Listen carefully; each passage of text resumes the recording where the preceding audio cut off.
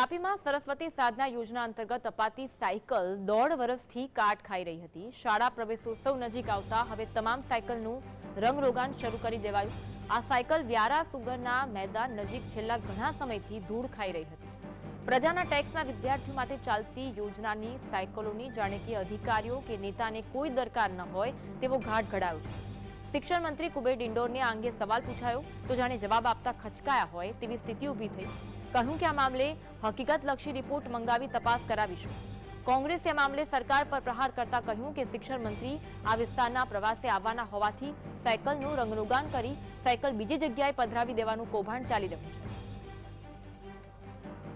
હકીકતલક્ષી report મળીને આપને જાણ કરી છે। અત્યારે મારી પાસે આ કાલના કાર્યક્રમની જે રૂપરેખા છે એટલે એનો હકીકતલક્ષી રિપોર્ટ મળીને આપને વાત કરીશું। આપને હકીકતલક્ષી રિપોર્ટ મેળવી અને પછી આપણે વાત કરીશું। 1.5-2 વર્ષથી આ સાયકલો ધૂળ ખાતી પડી હતી। ધૂળ ખાતી પડી રહેવા બાદ ચોમાસું આવ્યું। ચોમાસું આવ્યા બાદ એના પર ઘાસ ઉગી નીકળ્યું।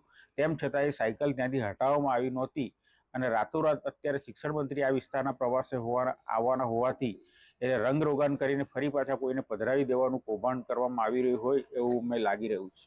કારણ કે મદદનીશ કમિશનરને પણ હવે પૂછ્યું તો એમણે પણ કીધું કે અમને હજી સુધી સાયકલો મળી જ નથી, તો અમે કન્યાનું કેવી રીતે વિતરણ કરીએ।